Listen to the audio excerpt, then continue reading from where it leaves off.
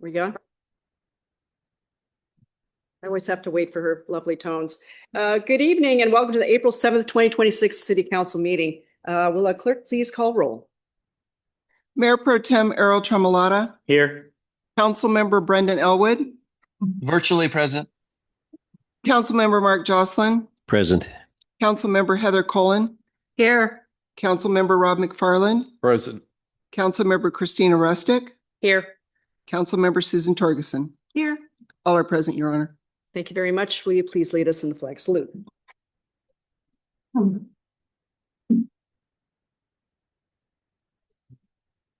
Of the United States of America, and to the republic for which it stands, one nation, under God, indivisible, with liberty and justice for all.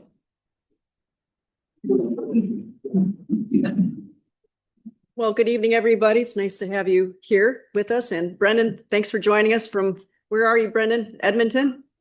Michigan. Oh, not even close. Okay. Well, thanks for joining us. Let's see, Mayor Pro Tem Tremolata, would you like to make the motion to approve tonight's agenda? Yeah, motion to approve the agenda on April 7th, 2026 as written. Can I have a second? Councilmember Torgerson, do you have two items you want to pull? Yes, I would like to. I'll second. I'd like to pull two items off of it. Well, that's for the Number consent 4 agenda. and number 5. We're at the main, No, that's right. we're at the agenda, tonight's agenda, so we can hold on the consent agenda. So that's what we're pulling from. Point of order, Your Honor. My belief is that the approval of the agenda includes consent agenda and the full agenda. This is the moment in which Yeah. items should be pulled from consent if there's an interest on the part of a council member. Let's continue. Thank you for that. So I'd like to have them put onto the main agenda, please. Might you repeat your interest, council member? Councilmember Torgerson, will you just repeat which items you want to pull and put Okay, them at the sorry main about that. agenda, please? Yeah, I'd like to number 4, number 5 on the consent agenda, AB 26029 and AB 26030. Very good. We need a second for that. Second. All in favor? Aye. So the motion is to approve the agenda as amended, if I'm correct? Correct? Yeah, thank you. Correct. Okay, and those two items will be items number 11 and number 12 on the main agenda going forward. Okay. Let's see, recognition of Citizens Academy participants. We're going to start that off. The rock and roll, great team of individuals here tonight. Thank you for being here once again. We had a little bit of a party for you a little bit earlier today. So anyway, I'm going to read off our wonderful Academy citizen graduates for 2026. Arlene Christoval, Gregory Wallace, Shiraz Malik, Rachel Alwyn, Catherine Yoakum, Doug Sayed, Inga Johnson, Karina Johnson, Catherine Pickard, Dutch Seindenhoff, TJ Hannafay, Ann Granderson, Marty Burwell, Ben Blawis, Tracy Dion, Nella Cumming, Kim Anderson, Kendra Wells, Kayla Curtis, Jeanette Neves, Hugo Fraga, Danielle Leon, Judy Anderson, and Paul Romero. Thank you one and all for all your efforts and being interested to learn about your city all the more. We really appreciate you. I'd love to get a shot of all of you. And also we've got one of our last year Academy graduates, George Anderson in the group too. I'd love to have you come up forward too, George, if you don't mind. Anyway, we can line up right here and have council right behind, and we'll get that shot right now. Here? Nope. Right, we'll go right behind him, so we'll stand. Slash.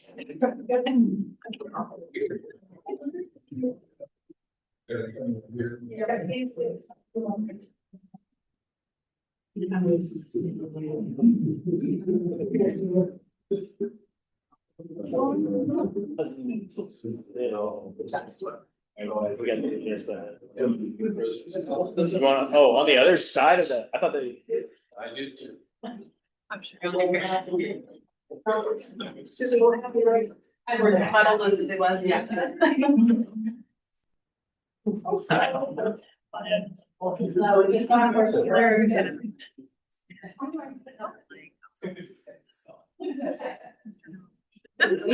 Helpfulness.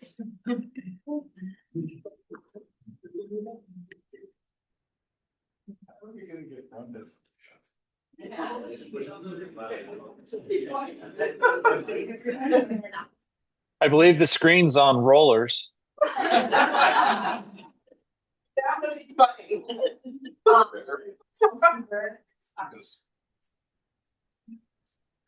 You're okay with that?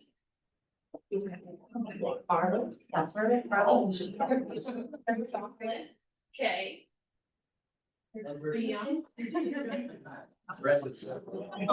Yeah.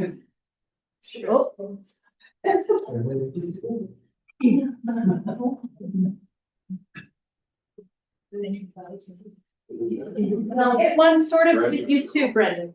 Just do that. City council meeting. There you go. There you go. Right.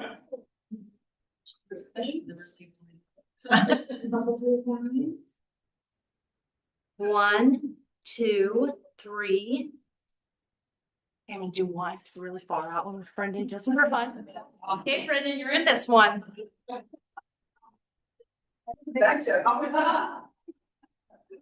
Nick knows never always smile. I love it. Oh. That is hysterical.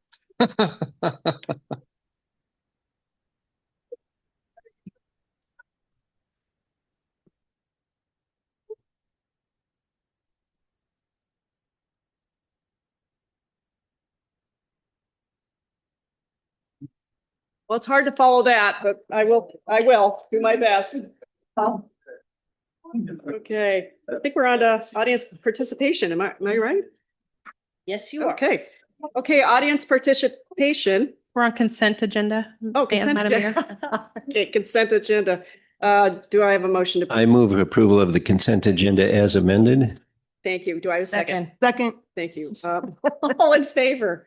Aye. Aye, thank you. Okay, now we'll move on to audience participation. Boy, we've got a nice crowd in the room. Thank you for coming once again. We'll start with people in chambers right now. If you would like to speak to council, myself, and staff, please come to the podium. You have 3 minutes to speak. For the record, please state your name and spell your last name for the clerk. And online, we will look to people online after we have helped our people in town. And I think I see Deb out there. Okay, come on. Deb is not shy at all. I love that. Really? Deborah Landers. I'm at 14615 438th Avenue Southeast in North Bend. And I am here once again on behalf of North Bend Art and Industry because we are pretty amazing. So, so I wanted to share a couple of things. I've got our April happenings, which is all of our classes and events that are happening in April, and I'll pass that around. And then a reminder that this Tuesday, next week, Tuesday on the 14th, is Tuesday Muse Day. And this is when we celebrate 3 local artists. We have their artwork displayed on our wall. It's beautiful. 3 new artists. And I think this is our 3rd time that we've done Tuesday Muse Day. The first time there was about 25 people. The last Tuesday Muse Day, there was about 70 people. So let's aim for 100. You guys should stop by after your council meeting, if it ever gets out early, and join us for beverages and snacks and an opportunity to talk with these really great, talented artists. Last week, we also had Josh Tuninga give an author discussion, which was fascinating and really, really interesting. He's a published author. He's local. He is also the founder of The Median. So he's a graphic artist by trade, but he's just so talented and really, really connected with the writers in our writers group. And in particular, really connected with some of the teen writers that were getting ready to write their own graphic novel. So it was just a really fascinating evening. So reminder, Art Off the Rails is coming up on June 20th, a celebration primarily in North Bend, although Snoqualmie is participating this year, as is, of course, the Train campus will be part of the celebration. And then just following that, we'll be kicking off Art in Nature. It's a walk along the Snoqualmie Valley Trail. 3 art organizations are collaborating on that. And the goal is to make art a spectacular part of your walk or bike or horseback ride through the Snoqualmie Valley Trail. And that's all I have, which is amazing you didn't cut me off. Thank you so much. I'm going to pass flyers around. Thank you, Deb. Anybody else wish to speak? Good evening. Welcome. Hi there. Good evening, Mayor and council members. My name is Danielle Wallace, Wallace. Sorry, speaking test. I'm actually a resident of Snoqualmie, and I'm speaking on behalf of the Snoqualmie Valley for Responsible Energy, a newly formed nonprofit working to ensure responsible siting of energy in our valley. I'm here tonight out of respect to your city, your jurisdiction, and your decisions to discuss the Cascadia Ridge BESS project proposed by Jupiter Power. If approved, this project will have ripple effects across the entire Snoqualmie Valley. The project would be constructed on an unincorporated King County land, directly adjacent to Snoqualmie city limits, in close proximity to homes, schools, businesses, parks, and more. This proposal is a precedent-setting one. This is industrial-scale energy infrastructure, 45 acres of batteries, over 100 megawatts of power, placed in constrained valley terrain, close to growing residential communities. We have not been able to find evidence of another operational facility in the United States that meets this facility's industrial scale, the site's complex terrain, and its close proximity to population density anywhere. If a project like this gets approved, it doesn't stay contained. It becomes a signal to developers about what is viable, a signal to regulators about what is acceptable, and a signal to surrounding communities such as North Bend about what could be next. Because the conditions that are being cited for us are also here. Urban growth area land, proximity to substations, residential expansion, and the same constrained geography that we all live in and love today within the context of the Snoqualmie Valley. This is not about any particular single project, but what becomes possible here on the land surrounding your city and eventually potentially within it. Our organization believes that clean energy should not be at the expense of public safety. And this is about making sure as we transition to clean energy solutions, we do it responsibly with appropriate siting, full understanding of risk, and alignment with the communities that live within it. So tonight I'm asking for partnership. Specifically, I'm asking the Council of North Bend to coordinate with the City of Snoqualmie to present a unified valley position regarding industrial scale BESS facilities in proximity to homes, schools, parks, and more, to advocate for a determination of significance from King County permitting and a full environmental impact statement with independent review for atypical conditions, and to begin proactively evaluating your own policies so if or when a project like this comes to your door, you guys are ready to lead. Snoqualmie has an opportunity right now to define what responsible energy looks like, and we would welcome your partnership in that. Thank you so much.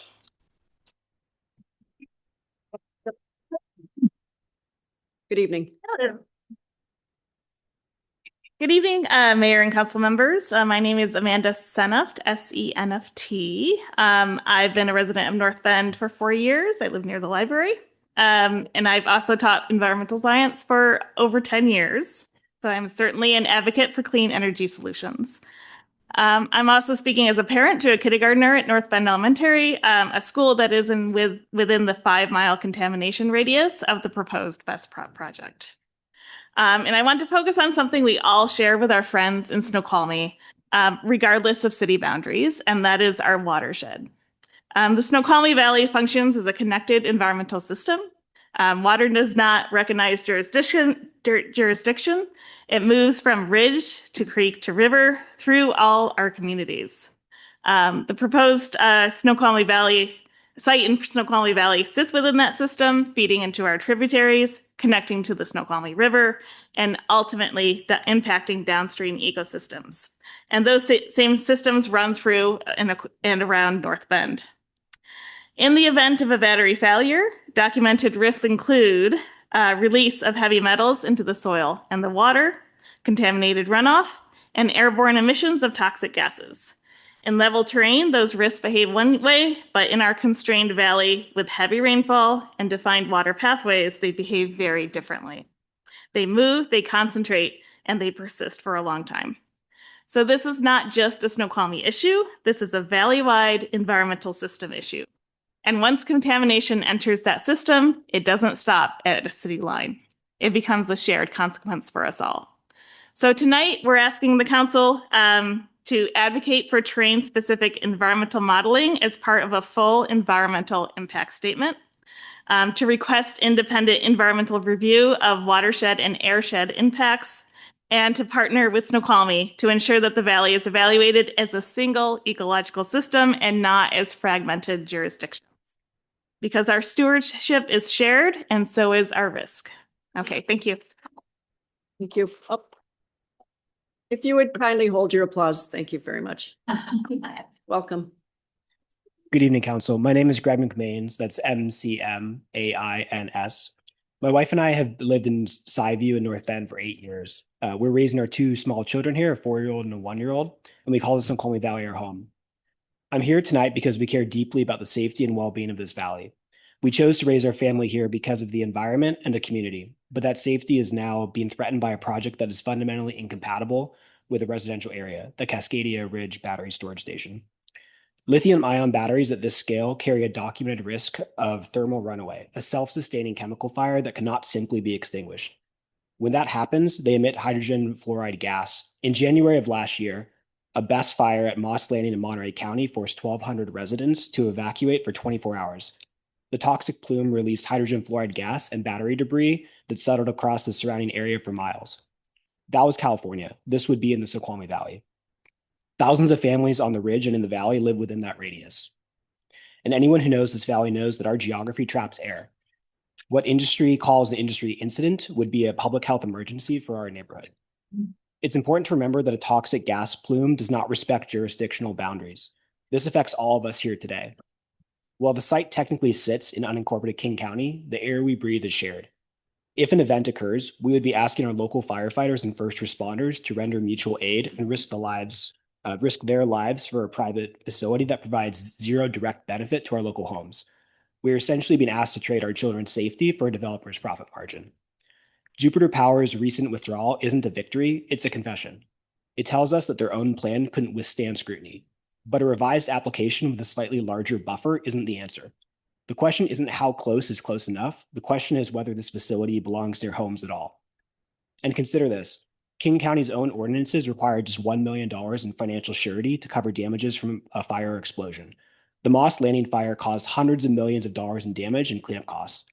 $1 million isn't a safety net, it's an insult to the families who would bear the consequences. While many in this community support new energy development, utility-scale industrial infrastructure belongs in industrial zones, not adjacent to neighborhood where children sleep at night. I urge this council to formally join the city of Snoqualmie in demanding a full environmental impact statement and a countywide moratorium on battery storage near residential zones.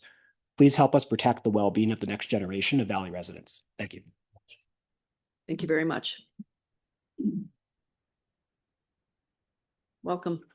Hi, Mayor and Council members. Hannah Teal, and I'm with the Planning Commission and also a resident of North Bend. The issue of the energy company owned by BlackRock that wants to build a massive lithium-ion battery facility in Snoqualmie just came to my attention this morning, actually, and I was asked to come talk about it. And honestly, I felt a little unprepared. I haven't researched the ins and outs of this project. You know, it's in Snoqualmie. So I'm like, okay, well, why does North Bend care? I mean, of course we care because we're in the same valley, but these are thoughts that I'm thinking about. Traditionally, utility zoning specifications are not really something that the cities have a lot of regulations on because the utilities typically kind of do their own thing. You know, we want utilities in our cities. So there's not a lot of guidelines around them. However, this does feel like a different animal where we support clean energy, but all energy does have waste. And what are we going to do to mitigate those issues? And so it's bringing up a lot of questions. You know, there's Flint City, Michigan still is recovering from their water issues. And I think that the whole point that I'm thinking about for this is the point in planning is to plan. And so we want to sustainably plan. And I think that this is an issue that would be worth us researching and getting more information about and what guidelines and regulations we might be able to place on facilities such as these or other utilities that could mitigate any negative impacts for our community, because we love the recreation in our community. We love the people in our community, and we really do want what is best for our community. And we would like to keep it green, but in a sustainable way. So I think our docket is pretty full for this year for all of our code amendments, but I do think that if we can find a spot for this, this would be a beneficial thing to consider. And possibly even if we wanted to go the route of more annexation, that could be helpful. So we have more control that is under the North Bend umbrella. But that's all for now. Thank you so much for your time. Thank you, Hannah. Anybody else? Anybody online tonight? Oh, sorry. My apologies. Don't worry, I was slow. Hi, I'm Nicola Overstreet, Overstreet. And during your discussion of the contract with Pettigrew Consulting Services tonight, I would be interested in hearing about why Project 34 and Project Belay are priorities in terms of our lobbying efforts, as opposed to, say, lobbying before reapplying for state funding for 230 Main, if that's still an option this summer.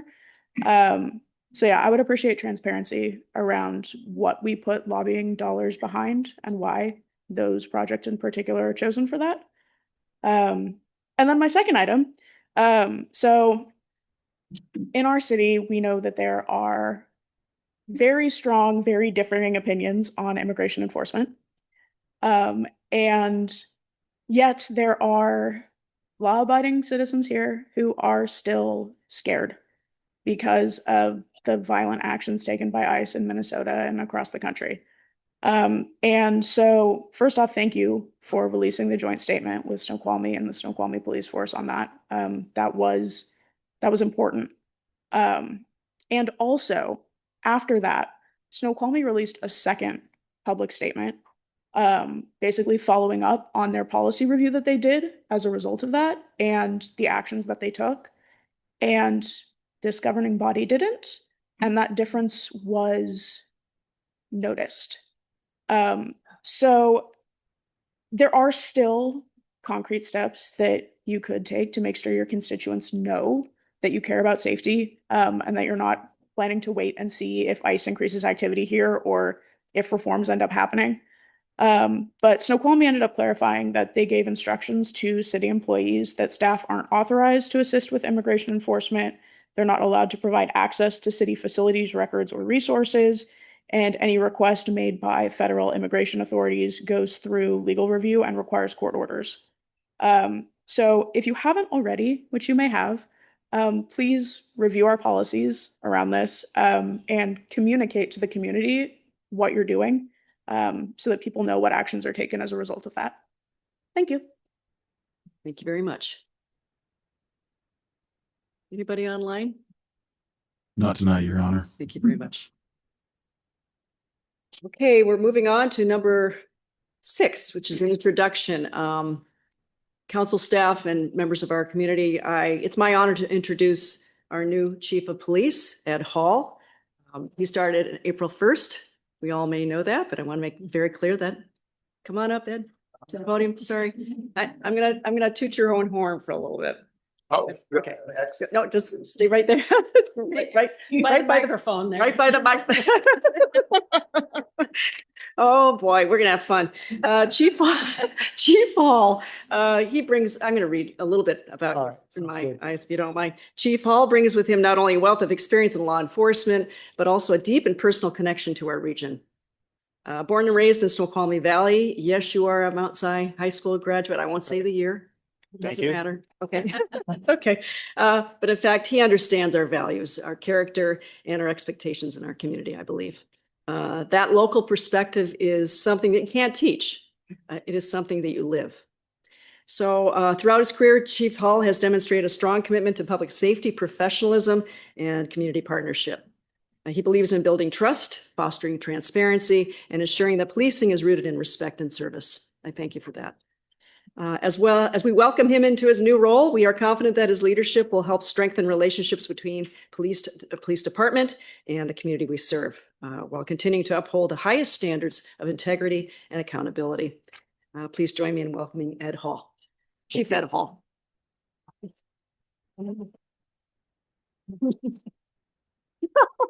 You're welcome. I'm gonna come around.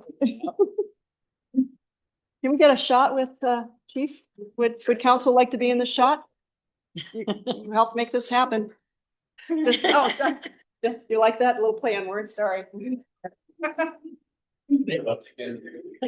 goodness.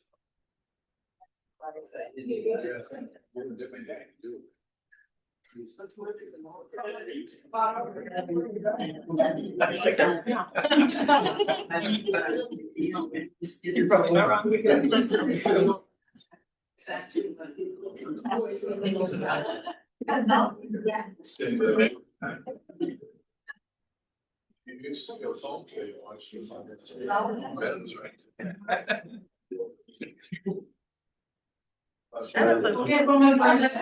Friend too. Do you want to come forward here and get one right here? Oh, fine, come on.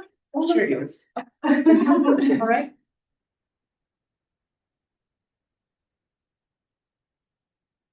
And then I'm gonna do a far out. Brendan, turn the camera on and smile.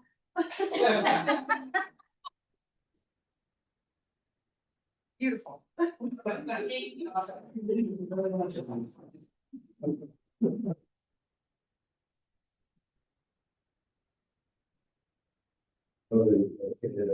Mayor, are you going to have Chief say a few words if he would like to. and then introduce his family, maybe? Oh, we'd love that. Chief, do you want to say a few words?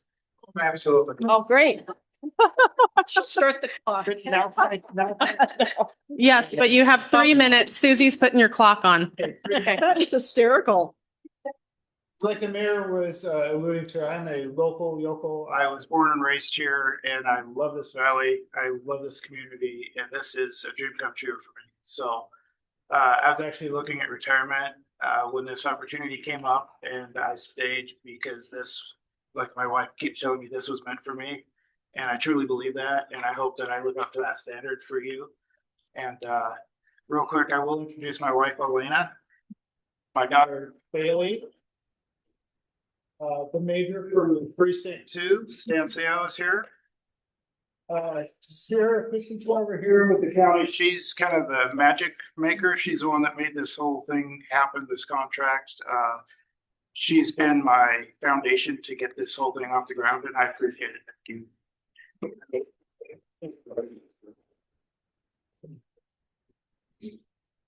Thank you very much, Chief. Mayor, if I could just real quick, I just want to acknowledge Martin. Martin's not here this evening. He's remoting in from home, but he's not available on video. But Martin did tremendous amount of work with Sierra to get this off the ground. I just want to give him public acknowledgement for how much work he poured in over a year with Sierra to make sure that this contract come to fruition. So I just wanted to acknowledge him on that. Thank you, Amber, for noting that. Absolutely incredible. Moving on to a proclamation. Okay, whereas sexual assault is pervasive, every 68 seconds, someone is sexually assaulted in the United States. And whereas sexual violence impacts everyone, anyone can be a victim of sexual violence, and people who commit sexual abuse, assault, and harassment exist in all of our communities. This underscores why it's important for all of us to care about sexual violence and take steps to promote the safety and well-being of others. And whereas Black, Indigenous, and other people of color, people living in poverty, LGBTQ people, elders, people with disabilities, and others who have been historically oppressed are disproportionately affected by sexual violence in significant and complex ways. And whereas sexual assault is among the most underreported crimes for many reasons, but survivors who are already most marginalized face additional barriers to reporting, such as language, immigration status, and disability. And whereas ending sexual violence requires us to address racism, sexism, and all forms of oppression that contribute to the perpetration of sexual assault. And whereas sexual violence exists on a continuum of behavior that includes racist, sexist, transphobic, homophobic, lobbyist, and other hate speech. This ranges from rape jokes to verbal harassment to physical assaults. And whereas survivors of sexual assault may never forget their victimization, but they can heal with support from family, friends, and their communities. Sexual assault programs across King County and Washington State offer free and confidential support, advocacy, information, and resources to survivors. And whereas by working together as a community, we can alleviate the trauma of sexual violence by ensuring supportive resources are available to all survivors. while standing up to actively disrupting harmful attitudes and behaviors that contribute to sexual assault. Therefore, now I, Mary Miller, Mayor, join advocates and communities throughout King County in taking action to prevent sexual violence by standing with survivors and proclaiming April 2026 as Sexual Assault Awareness Month in the city of North Bend, and encourage all to commit to a safer future for all children, young people, adults, and families in our community. And I believe do we have Kayla? No. Hi, Kayla. Come on up. Thank you for being here again. You were here last year. Yes. Thank you Is it so much. okay if I say a few words? Absolutely. We'd love it. Well, thank you so much. Good evening, everyone. My name is Kayla Shavlowski, and I live here in North Bend. I am I'm the resource line manager at the King County Sexual Assault Resource Center, a nonprofit that serves the city and all communities throughout King County. I'm here to accept the Sexual Assault Awareness and Prevention Month proclamation on behalf of our organization. Thank you for being the solution to sexual violence. First, to the survivors in our community, I want to say you are not alone. Sexual assault is common. Half of women and 1/3 of men have experienced sexual assault in their lifetime. People from marginalized communities due to disability, race, or ethnicity, or their gender or sexual identities, to name a few, are at even greater risk. Chances are that you know someone who has been sexually abused. The trauma of sexual assault is something that can affect survivors' mental, physical, and behavioral health, their ability to form healthy relationships, remain in school or in the workplace, and so much more. But recovery from the trauma of sexual assault is possible with support. KSARC assisted 4,300 individual survivors and their family members in the last year alone. Almost half of KSARC clients are teens and children. We know young people are the most vulnerable to sexual assault and the least likely to speak up about it and be believed when they do. I want to end with another message to survivors. Free and confidential help is available to survivors or anyone who needs information about sexual assault. Our 24-hour resource line is a good starting point at 888-99-VOICE. We always say we can't change what we can't talk about. Thank you for your leadership and willingness to be loud about sexual assault. Thank you, Kayla. If you hold on for just a moment, I'll bring this up to you and we'll get a quick pic. Okay.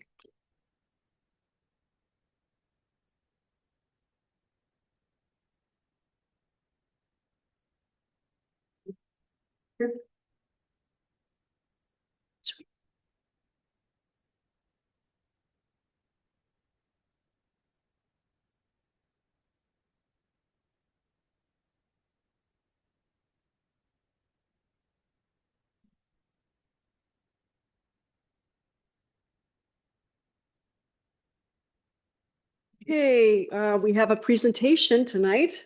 The Trail Youth Coffee Home. We have Executive Director Teresa Noonan with us tonight. Welcome, Teresa. Thank you for coming. Thank you for having me, Mayor Miller and council members and community members of North Bend and the Valley. I represent the Trail Youth Coffee Home, which we reside in the North Bend, but we serve all of the Valley all the way to Duval.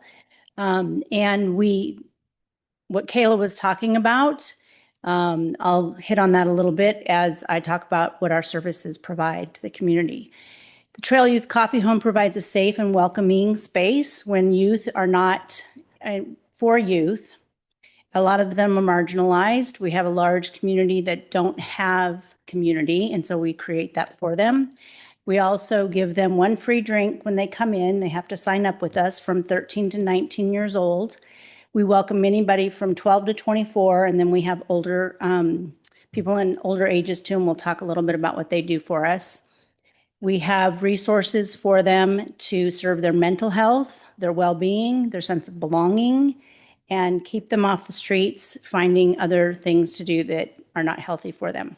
Our cafe creates a unique environment when young people can relax, connect, and with each other and enjoy drinks. And we also teach them how to be a barista. I mean, we are in Coffee Central, so it's a really useful job skill to help them transition into a paid position.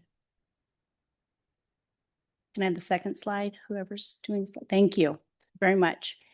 So we also we work in conjunction with the food bank. They keep a food wall for us. We have a volunteer that pivots between the food bank and our coffee home. And we have free snacks for the kids. A lot of the kids are food insecure. And so we have everything from apples to chips.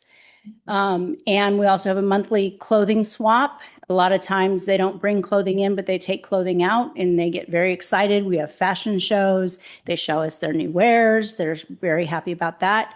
We run a young person AA. I don't know if everybody here saw that there were 2 youth that had run away and they were gone for about 36 hours. We helped find them. And so they showed up at our next AA meeting, which was very exciting. We're going to hope to work to keep them off the street and going the right direction. And so it's been really cool to be talking with their family and engaging with them more. We have a teen barista program, like I was talking about, where we train them with job skills. It gives them a sense of pride, gives them a sense of contribution. It is volunteer, but they get scheduled as if they're employed. They have responsibility to show up for their shift. And our cafe manager manages all that. And they love Stone, who's our cafe manager. And he's a great part of the community. If you've ever met him, he's just this spark plug. We also have 2 domestic violence and sexual assault advocates that work with the Snoqualmie Health Center. That we work with a forensic nurse. We're also in the middle school and the high school. We work with Bellevue College and we have interns through their program for nursing. And it's funded by the DOJ and the Snoqualmie Tribe. And so we're able to be branded. That logo in the center is from the Snoqualmie Tribe. They created that for the Brave Spirits, and we put that on all of our information that we distribute. And they hold Friday open house at the cafe, and they help anybody who needs to report and get help for recovery.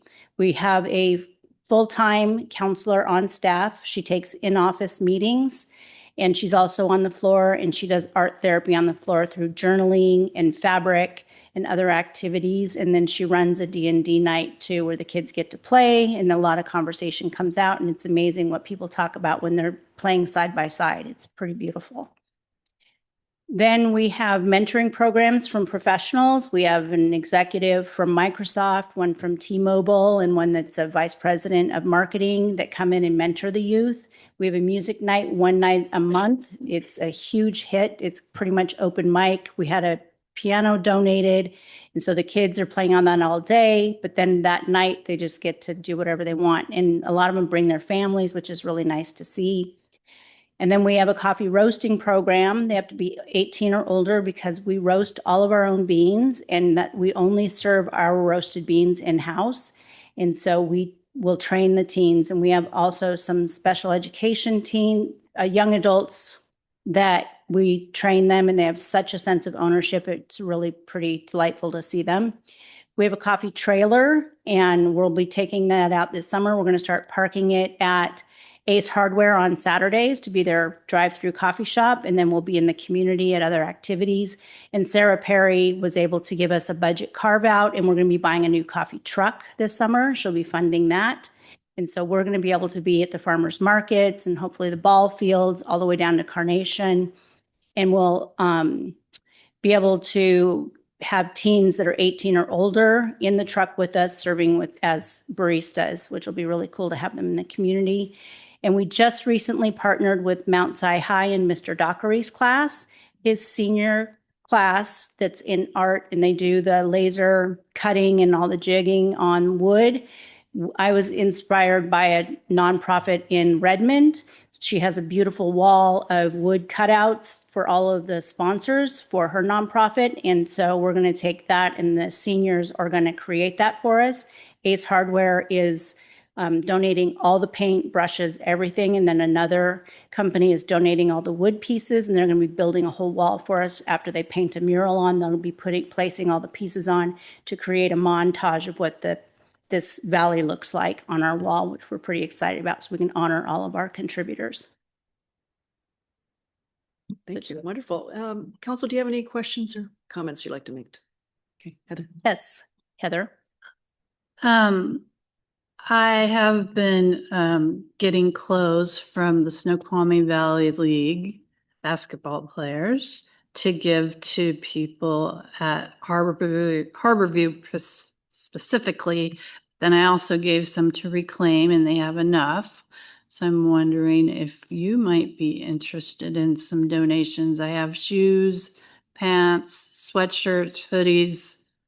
They're all in pretty good shape.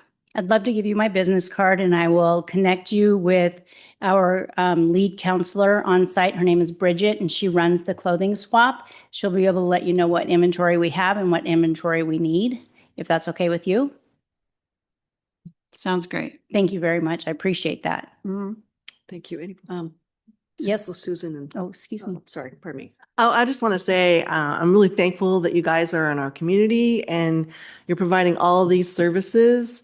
I'm excited because I know you had some financial challenges last year and how you guys were just able to really rally and get a lot of people to get behind you. So that's exciting from almost like being non-existent to having all of these programs. It's super exciting. And I'm just really proud of you guys. So I just want to thank you for being in our community.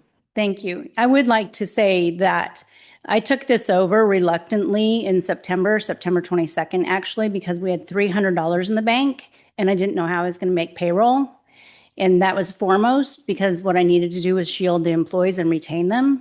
And so what I was able to do was make a personal loan to the enterprise and then bring out from retirement one of our founders and ask her to start grant writing feverishly for us. And thank you to the North Bend for awarding us a grant for this year and one for last year. And we've been able to get a BSK and several other grants. And it's really great to have the sense that people are believing in what we're doing and repairing our relationships with the communities and the schools and all of the things.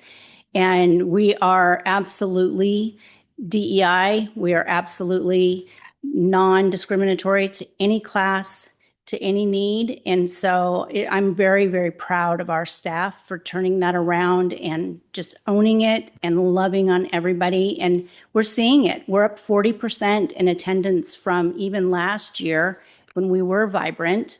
And we are looking at expanding our hours. And right now we're closed Sunday and Monday, and we're looking at being open Monday now because our population is growing, which means the need is great. And I'm really grateful that we're able to serve them. Anybody else wish to? Oh, it's okay. Okay. I'll go very quickly. Yes, thank you for what you've done. It's been noticed. A question was, what else is there anything else the council could do to help you? So we do really need financial resources. I have a very long list of repairs because, we just recently had a incident where we had damaged property and the community has overwhelmed me. I just told Tanya, our founder, that I pulled out of retirement this morning and I said, I cannot cry one more day on this job. I really need to not have a day where I'm getting phone calls from family members crying and being grateful and the community rallying around us, which is beautiful, don't get me wrong. It's what I really need is the resources. If I could get handy people, I need to renovate our trailer. It's in ill repair, greater than I thought it was. I need to put a new brake system in it. I need to put a brake connection system into my own personal SUV.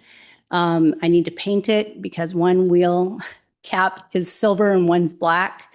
Just things like that, right? We don't want to represent ourselves looking like that. So resources. We are getting a lot of resources. We're still quite threadbare. And so the more we can get, the better. And the more community members that would be willing to come out because many hands make light work. I sure appreciate it. Thank you for asking that question. Thank you. Mr. McFarland. Thank you for being here, Ms. Noon. Along those lines, two-part question. Yes. Easy one. How many locations? A little more complicated. Could you give me a rough estimate of your funding between public, private, and actual revenue? So our revenue The beautiful thing is we're having more and more adults come into the coffee shop because they're saying, hey, there's a coffee shop. You guys actually serve good coffee, and they're buying retail, our beans too, which is really beautiful. So right now, when I took it over, we were about 70, giving away 70% free goods and making about 30% of our overall daily register POS. We are now at 60% income and 40% giving away free, which is a huge flip, and I'm hoping to continue to see that. We're working very hard on selling our beans. We're working very hard on getting the contract back from the Snoqualmie Valley Health, which unfortunately we lost, which was huge and could be a really big game changer for us, and we have capacity to roast those beans. We see about 250 youth a month. We're actually now at about 265. And even with our youth growing, which is a free drink every visit, we're getting more and more adults in. And we used to be dead really on Thursdays and Saturdays. And my cafe manager, Stone, works on Saturdays. He sent me the receipts for Saturdays. It's the biggest Saturday we've ever had. And we had 80% revenue for that day, which meant we had a lot of adults coming in buying drinks, which is beautiful. Does that answer your question?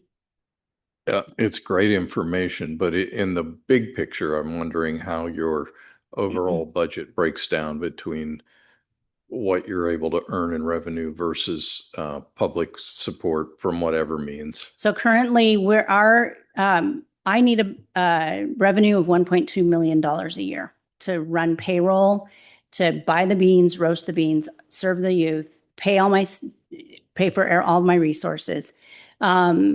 Right now, we're at about $700,000 for the year. And so that's a $500,000 shortfall. And I'm hoping to make up about $200,000 of that in revenue. And the rest is going to have to come from funding, whether it's public funding or if it's government funding for this year. Thank you. You're welcome. Anybody else? Brandon, do you have any comments you'd like to make? Just checking in. No, ma'am. Thank you for checking. You're welcome. Well, thank you very much, Teresa. Thank you, Mayor and Appreciate it council all. members. Thank you. Thank you. Okay, we're going to move on to our main agenda. Item number 9, AB 26-031. Thank you for the lights. Mr. Henderson, I'm going to look to you to take it away. It's motion approving fee waiver for Snoqualmie Valley Food Bank. And we also have Terry Potmeyer in the audience, I believe, tonight with the food bank. Appreciate you Yes, being Terry here, Potmeyer, the chair of the board, is joining us as well. So she's happy to answer any questions you may have. Thank you so much. All right, the item before council this evening is motion AB 26-031 to approve a fee waiver for the Snoqualmie Valley Food Bank. In 2024, over 2,800 people received resources and services from the food bank, and the food bank distributed over 513,000 pounds of food. Due to the increasing need for food bank resources in the community and the need to find a new location, the food bank is renovating and relocating to a new facility at 43530 Southeast North Bend Way. To support its relocation, the food bank is requesting a permit fee waiver of up to $10,000. City Council has authority pursuant to Ordinance 1836 that was adopted on July 25th, 2025, to waive permit fees up to $10,000 per incident or occasion when, quote, the reduction or waiver is necessary to provide support for the poor and infirm. The food bank supports the poor and infirm and is therefore requesting the permit fee waiver to support its relocation to a new facility. The permit fees for the new food bank location are estimated at $17,000. A permit fee waiver would reduce that balance down to $7,000. The motion to waive the fee was briefed at the Community Economic Development Committee on March 17th with a recommendation for placement on the April 7th City Council main agenda. And I'm happy to answer any questions you may have. Thank you, Mr. Henderson. Any clarifying questions for Mr. Henderson? Chris. Thank you. Just out of curiosity, the total cost for their renovations is approximately, and do they have those funds already secured to make this project go? I'll defer to Terry Potmeyer, although she did provide a nice briefing to the Snoqualmie Valley Rotary last Thursday and has some great news to share. Thanks for the opportunity. Thanks for considering this on tonight's agenda. The campaign to build our new home is $5 million that we're raising. We have raised 92% of that since June of this year. It's included the participation of the state, the county, foundations, businesses, individuals, donors. Any other clarifying questions? Mr. Henderson, Heather? How soon do you think it will be open? Well, there are so many factors that are involved in opening up a new building. Our goal is to be open in January of 2027. There's a very urgent need for us to be in a new space. I know everybody on the council's probably seen our current space, which we have long outgrown. We do have an opportunity to move while the food bank is closed between Christmas and New Year's. So we're very hopeful that we'll be able to take that time to move to the new location and open in January. Anybody else have any clarifying questions? Brendan? Brendan? I do not. Thank you. It takes me a second to get my mute button. Sorry, Your Honor. It's okay. That's okay. You're fine. Okay. Well, oh, Rob. I'm just going to call you back out just for the notion of you're here. You've got a chance to take the plug. I heard you've raised 92%. Yeah. That says you're 8% short. You need more money. 8% to goal. Yeah, we need to raise about $400,000 additional dollars to meet. And in addition to what's on the agenda tonight, what more can the city be doing to support you? Well, we really appreciate the city's partnership in the permit process, which is involved. And I know there's a lot of other things going on for the city in the permitting process. Any additional attention or speedily responding to the requests and would be much appreciated. Really, the city has been a great partner and has been very much working with us so that we can get the permits completed quickly, but it's a hard process. Anybody else? Okay, thank you, Tara. Yep. Thank you very much. All right, I believe this came through CED. Chair Torgerson, would you like to make the motion? I sure would. Love it. A motion to approve AB 26-031, a motion approving a fee waiver for the Snoqualmie Valley Food Bank up to $10,000. Do we have a second? Second. Thank you. Motion by Ms. Torgerson, second by Ms. Chris Rustick. Excuse me. I know. Would you like to speak to your motion, Ms. Torgerson? Absolutely. Well, obviously, this is important. The food bank services the people in our community that really need it. All of us are struggling with the current economic environment. And so people that are really struggling are struggling even more so. So I personally donate to the food bank. So I'm passionate about making sure we help them out. So this is a no-brainer for me to be able to help them out in this situation. Thank you very much. Ms. Rustick, do you have any comments you'd like to make? I just wanted to add, I agree with Councilmember Torgerson. We struggled with our funding grants for different entities like yours. And so I was happy to see there was yet another way to be creative and benefit the food bank. So I support this. Thank you. Thank you. Any other council members wish to make a comment? Ms. Colon. Mine's question, Mayor. Is that okay? I'll allow that. Okay. I guess it's from Pottermeyer. I, in the recent past, have had to go to the laundromat, which is quite expensive. So do you guys accept items like laundry detergent, Bounce, or even quarters to pay for these things? We always find a way to say yes. I would say that probably our most important partner with those kinds of needs is St. Clair's Essential Needs Program. So they are on site at the food bank at least once a month, providing those kinds of ancillary supports for households so they can meet those kinds of needs. Thank you. Any other council members have a comment or yes? Council took action to provide us the opportunity to waive permitting fees for social service agencies. And if this doesn't fit the bill, I don't know what does. So I'm very pleased that we have an opportunity to act in a way that is supportive of this very important contributor to our valley and the people who live here who are working very hard simply to get by on a day-to-day basis in these very challenging times.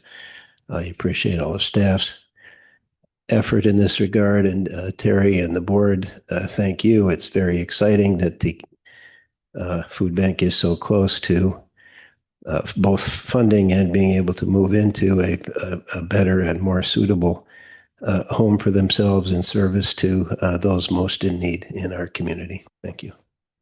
Thank you. Anybody else I might have missed?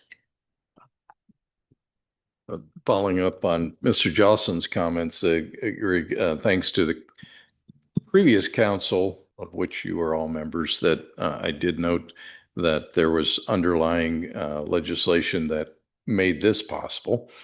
Enthusiastic supporter of this, I agree. Couldn't be any more fitting than this.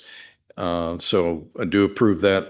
But then I'll give the reminder, since I sit on the finance committee, that this is deferred revenue, and we will need to be mindful of that sort of a thing as the budget season approaches. But slam dunk for this support. Thank you. Thank you very much. And Brennan, if you have any comments you'd like to make. Okay. My colleagues have said it all. Thank you. Excellent. Okay, let's go to the vote. All in favor? Aye. Wait, Aye. let me Aye. read it first. Let me read it. Yeah, I'm so excited. I went way ahead. Okay, pardon me, everybody. Okay, motion to approve AB 26-031, a motion approving a fee waiver for the Snoqualmie Valley Food Bank of up to $10,000. Now we'll go ask for the vote. All in favor? Aye. Aye. Opposed? Motion carries unanimously. Thank you, one and all. Much appreciated. Okay, moving on to item number 10, AB 26-032. Mr. Henderson, we're calling back to you. And thank you. Good evening again, Mayor and council members. Eric Pettigrew of Pettigrew Consulting is online, so he can help answer any questions you may have. Also, Martin Shaw, Finance Director, is also online in case there's any sort of finance-related questions associated with this contract. Okay, so the item before City Council is motion AB 26032 for a contract amendment with Pettigrew Consulting to extend the contract to December 31st, 2026 for a contract amount not to exceed $75,000. In economic development, we have the but-for argument. But for an incentive, a code change, or impact fee reduction, we would not have won a project. Eric Pettigrew is our but-for Project 34. The city entered into an agreement with Eric Pettigrew and his team in November of 2025 to assist the city in navigating the legislative process and understand the mechanism to bring the Project 34 site into the UGA within King County. Over the course of roughly 10 weeks, and with Eric Pettigrew's support, we were able to build a coalition of legislative and state agencies that supported funding for a feasibility study for Project 34.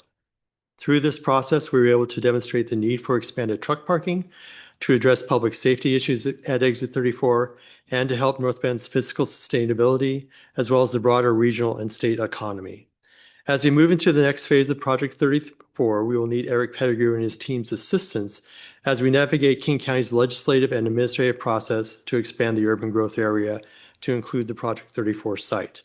And we will rely on his legislative expertise to help us keep the feasibility study on track to meet the state legislative deadline of June 30th, 2027. This item was briefed and discussed at the March 24th, 2026 work study, with a recommendation for placement on the April 7, 2026 agenda. Funding for the Pettigrew contract, as well as the match for the feasibility study, will be part of a budget amendment number 5 that will be presented to council on April 21st. And with that, I'm happy to answer any questions you may have. Mr. Henderson, any clarifying questions for council? Anybody? Okay, Mr. Rustic. Thank you, Mayor. So as you said, in November of 2025, there was a contract established with Pettigrew Consulting for the amount of $22,500. Was the council, CED, or finance committee involved in this decision? And if not, why? Great question. So no, we did not bring this item to CED or FNA or any council committee. This was in the mayor's signing authorization of $25,000. And also because of the short time frame we had to really start engaging the legislatures during that time, we decided to move forward with this initial contract. I have more questions, but I will. Let's Others take go another, first. thank you for that. Any other clarifying questions for council at the moment? Thank you.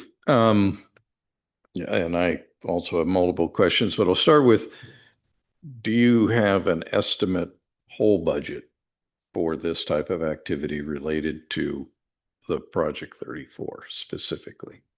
Yes, we're actually in the process of putting together a meeting with King County. They recently hired a land use planner there to help us sort of understand the mechanism of bringing the Project 34 site into the UGA.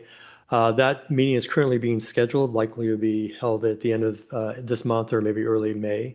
I think once we understand what that process is and what that timeline is, that will give us a better understanding of what the whole project cost for Project 34 is. Likely there'll be some consultant costs associated, things like that. So I think once we have that meeting, once we understand the timeline, we can put together a budget and brief council on the estimated amount for the whole contract. Thank you. Anybody else? Susan? First of all, I'm really impressed by the Pedigree Consulting Services Group. Very professional and great pick. My concern is really more about the city's processes, like council members are saying, because there was a contract that was put in place last year and payment made. It was under $25,000, which is under the mayor's purview. But also in that same purchasing policy, there's also a reporting aspect of that in which council is supposed to be receiving reports of all contracts that are made like that. It's 1.5.3.1, and we didn't receive any information about that. So it was a huge surprise to council to know that this was happening. I think that reporting piece was put in there so that we're just engaged in knowing. I think all of council would be supportive in it, but it's uncomfortable for council when we are surprised that something's occurred. So, and my guess is the rest of council is also very supportive of this consultant. But I'd like to see the city actually follow our procedures that we have in our purchasing. And so obviously that must have been a oops and someone missed that. But going forward, I'd like to see that happening. Councilmember Torgerson, can I add something before we move on from that? I just want to, it wasn't an oops as it was the timing of it, as James alluded to. So we didn't have any meetings in December. We hit the ground running as far as meeting with the legislation and the King County office. And then we did our first briefing, I believe in January. When was the first time we talked about that? So that was the first report we made to council, then February, and then now we're into March. So I just wanted to say, it wasn't an oversight. It's just the timing of it was we hit the ground running. It's within that authority. The fact that we need more budget authority and the contract is included, we didn't know at the time that we would need this services longer. So here we are. And I mean, that's truly like what we look at from a project perspective when we hit the ground running with that project. To get it through the legislature is what we needed it to happen. Now we're through the legislature and we understand now the King County component is going to be a lot more complex with the legislative piece of that. So I just want you to have that information. I totally understand that, but it's just a simple report. Just create it and email it to all of us. Just a notification. A notification. Okay, And we go, oh, gotcha. okay. Yeah, We understand. It's not absolutely. like we have to have a meeting about it. Yeah, happy to but do just that. keeping us Absolutely. informed, basically. And that's what I have. I know you had a second part. I didn't want to cut you off, but I think. Oh, no, that okay. was my part. Okay. Ms. Jocelyn. Yeah, James, thank you. Just clarifying question. Given the transition in the King County Executive Office, I believe it was held for 16 years by Dow Constantine. Is it clear at this point in time yet who to reach out to and interact with at the county level to help move this forward? It's becoming more clear. I'll say that. One of the things that Mr. Pettigrew really brought to the table was he personally knows the King County executive, so he's been able to work with his office as well as Councilmember Perry's office to really kind of bring Project 34 to the forefront and have them appreciate that we really want to get this moving forward as quickly as possible. So I think a lot of the reason why we're having this meeting with King County in the next several weeks is largely due to Eric's support. Thank you. Thank you. Anybody else? Chris, Another question? Okay, but I'll Chris, wait. round two. Okay, thank you. Go ahead. Okay, so this Oops, thank you. Why is the contract the sole responsibility of North Bend when there are so many other agencies that will benefit from this Project 34? Great, thank you. I'll read from the response I provided to you, Councilmember Krusnick, if that's okay. I said other state agencies will benefit from Project 34. However, developing a solution for truck parking in North Bend was not a high priority for the state agencies until the city began engaging agencies last year, both directly and through our legislative representatives. Working with Pettigrew Consulting, we were able to elevate the concern of North Bend residents, businesses, and truckers about the state of truck parking and the amenities and services at Exit 34. Now that we have secured state funding for a feasibility study, we need to keep the issue top of mind among state agencies and complete the feasibility study by June 30th, 2027, as mandated by the legislature. The study will also help support UGA expansion. I think one of the things we really kind of appreciate is that, there's a lot going on at the state level. There's lots of different things. I think Councilmember Torgerson said this well at the work study. We need to be a squeaky wheel. So we were definitely a squeaky wheel to bring this up. We talked with our representatives from both District 5 and District 12 very often, coordinate with them both on the House and the Senate side, and then really with their efforts, as well as Councilmember Perry's efforts, really push this through. So I think because of that, we were able to really raise this concern among the state agencies, which frankly, I think we would not have unless we'd have Mr. Pettigrew's support. I concur. Yep. Mr. Jessup.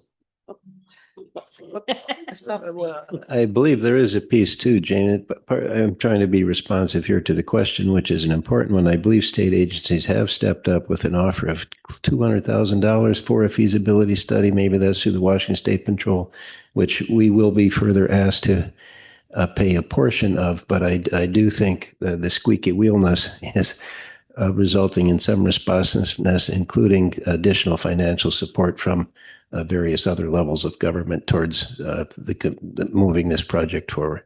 Is that correct? Yes, actually, Representative Hall and Senator Hunt championed the proviso language for $200,000 in funding for the feasibility study. That funding will go to WashDOT. They'll be the ones essentially coordinating that, but they'll be coordinating with City of North Bend, Department of Natural Resources, and Washington State Patrol, among others, to carry out the study. Big firm.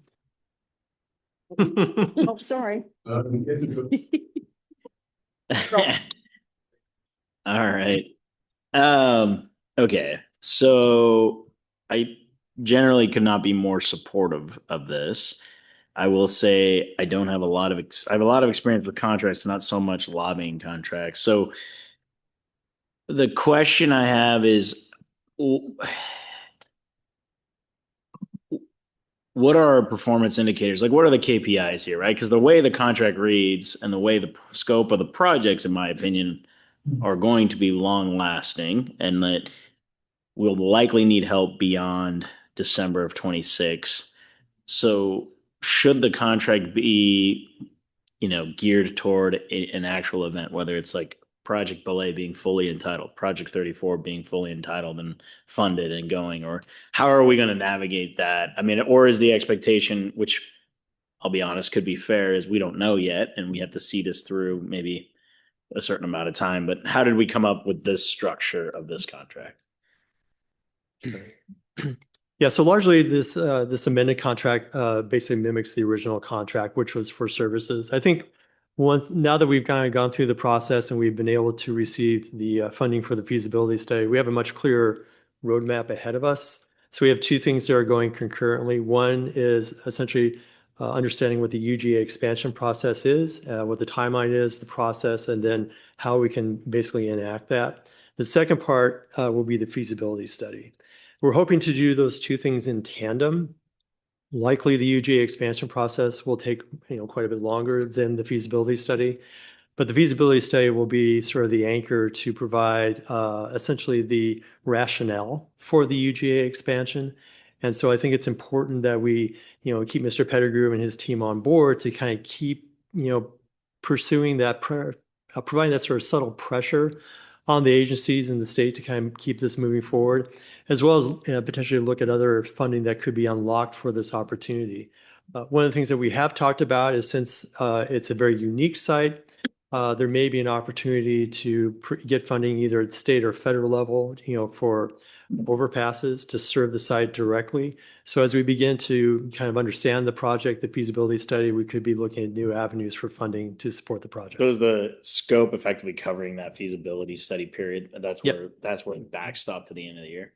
Yeah, well, this amended contract goes through just the end of this year. Yeah. And then But that's the we'll expectation is the feasibility will be completed in that period. it may not be completed, but we expect it to be well underway at that point. I'll add something to that, Mayor Pro Tem, is I think the UGA expansion process with Eric's help is a grander piece of that, because as Councilmember Jocelyn indicated, the prior executive, that was not a priority in the 16 years to expand the UGA. So there really wasn't a clear process available for that too. And especially with the public interest facility, which is the overlay that we're looking at for this particular project, that is by RCW, something that needs to be cited. So we're looking at that entity. Well, how do we do that? We may be building that from the ground up with the county. So that is the really important piece, more so I think than us 3 agencies doing the feasibility study, is that UGA expansion process and that pressure and partnership with the executive office and also the King County Council, as well as the Growth Management Board.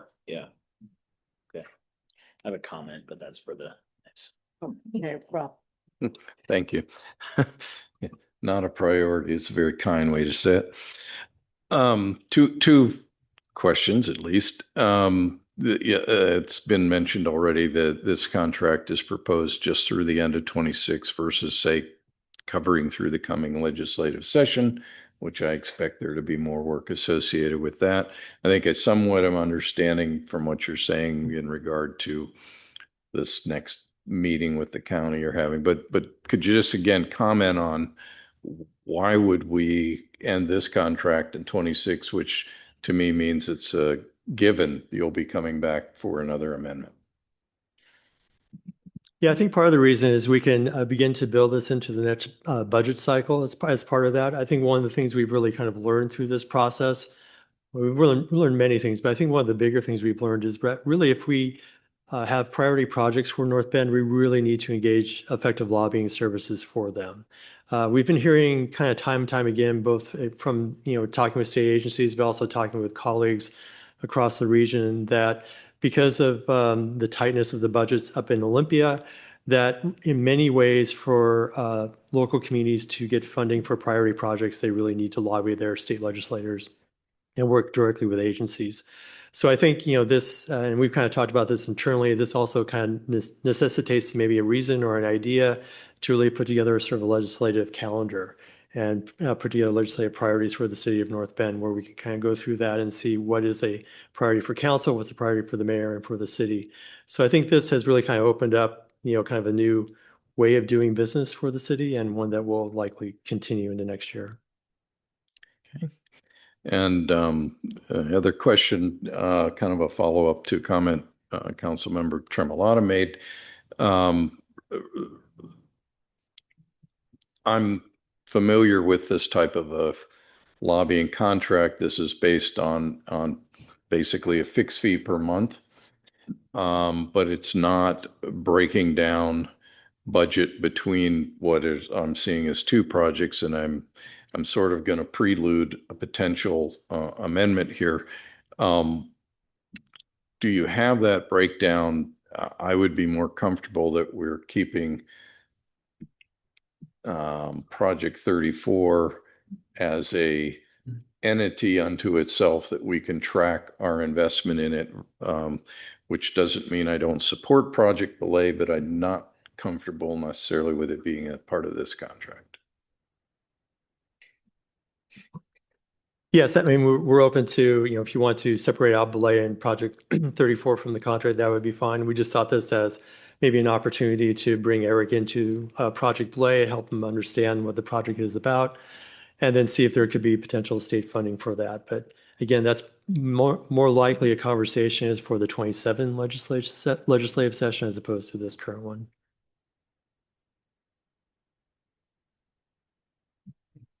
Chris. Thank you. James knows I had a lot of questions. But this one I think is for Martin. And the question was about the funding. It's a $75,000, I'll call it surprise, that we didn't know was going to come in 2026. And my question had earlier was, do we have to either add funding to the budget or not do something else in order to afford this? Great, thank you. I'll turn this over to Martin, and he's got a short slide that he can show you. Councilmember Rustic, I do have a quick slide summary for you on this. Let me pull that up. Let me know if. Okay. Can everyone see my slide deck here? Yes. All right, great. So the funding source for this project, as James mentioned, includes two things. One is the $75,000 professional services contract with Mr. Pettigrew, and then the other is the $75,000 match for the project study. This will be coming out of Fund 108, which is our Economic Development Fund. After accounting for these two items, our fund balance at the end of 2026 is estimated at just under $151,000. This next slide provides council just a summary pro forma of this fund. Again, this is for the 2026 budget. We started the year with about $329,000.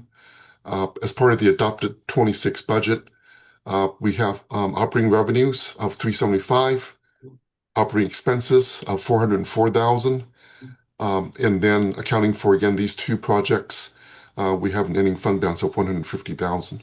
So the funding source, Councilwoman Rustic, will be from this fund and from the fund's fund balance.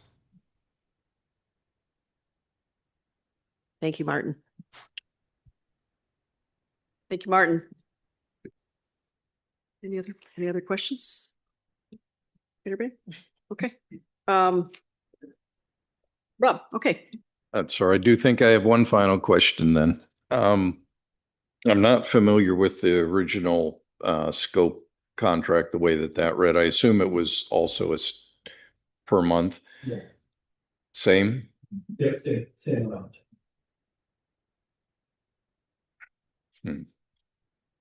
Thank you. Okay, I think I've gone around. Susan. Sorry, I just have a quick question. Did we pay them last year or did we just start paying them this year? 26. Yeah, we started paying them in 2025. Okay. Sorry. So, Yes, we started paying them in 2025. okay. All right. Okay, good. All The right. contract was started in 2025. 2026 was our first payments. Yes. Okay, Yeah. thank you. And I think Elaine provided those to you, Council. Yes, she did. That's Yeah. why I was like, wait a minute. Okay, I just wanted to clear that up. I thought that's how it was, but I wanted to make sure. Thanks. Okay, great. Okay, I guess, can I ask Mayor Pro Tem read this motion? I think it falls in there. Sorry. I think it's under me, isn't it? Is it? It is. CAD on the back. Under work study. Oh, okay, cool. Work study. Thanks. Thanks, Mayor Pro Tem. Motion to approve AB 26-032, authorizing the mayor to execute and administer a contract amendment between the City of North Bend and Pettigrew Consulting Services in a form and content approved by the city attorney in the amount not to exceed $75,000. Second. Okay, motion from Mayor Pro Tem and second by Susan Susan Torgerson. Susan Rustic. So is that what was you it. said? I did say that. Sorry. Okay. Would you like to speak to your motion? Yes, my comment was, I'm fully supportive of Pettigrew Consulting. I think they are going to make a huge difference and already have. I will say my comment would be I would prefer to have the project separated. I think that makes sense as we go into kind of the next phase of this, as well as I do think it's fair to look at the projects themselves so that we don't have necessarily an ongoing renewal. I'd rather just say, hey, we think we're going to need Pettigrew through this legislative session, or we want them all the way through entitlement and groundbreaking. And so we can holistically plan and budget for that from the financial perspective, but B, also just know that like we're picking our horse and he's the right guy and we love the performance, and I think we should see that through. I don't think it'll make sense if we're having success to bring back to council and have to kind of relitigate, should we extend the contract or not? I mean, I think we either believe in the project or we don't. And that's, from my perspective, I just want council to have a consensus on that. If we believe in Project 34, we're making the progress, then I want everyone here to invest in that, both from time and effort, as well as the consultants involved. So, but I'll support this motion. I think these are two pretty incredible projects that are going to be complicated, that are going to need a lot of work well beyond this contract. And I want to continue the ball moving forward as fast as we can. Thank you. Ms. Torgerson.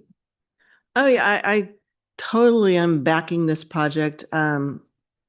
Exit 34 needs a lot of help. It's always been called Truck Town, and we don't have enough parking. It'd be great to have the National Guard up and away off to the side, and they would appreciate that as well. So I just think this is a huge win for the city of North Bend, but I also think it's a huge win for the state of Washington and actually the entire United States, because this is really a spot where truckers are coming from across the country and going to the port of Seattle. And right now they're having to park on the side of the freeway, which is against the law, by the way.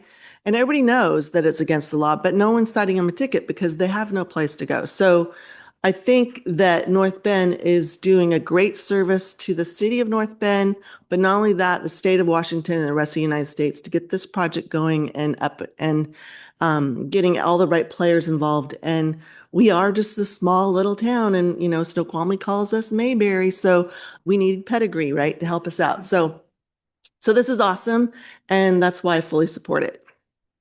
Thank you. Anybody on council have anything they'd like to say? I'll go with Mark and then Rob. Yeah, I'm very supportive. I never thought when I came on council that what we'd be talking about is an expansion of Trucktown. Yet we live where we do in the foothill of the Cascade Mountains, which anybody who's had their power go out or a tree come down or a flood come through their yard comes to appreciate upon moving here. There are forces beyond our control. And in a certain regard, trucking is one of them, living where we do. It is critical to our region and to the state. I believe it's an issue of statewide significance.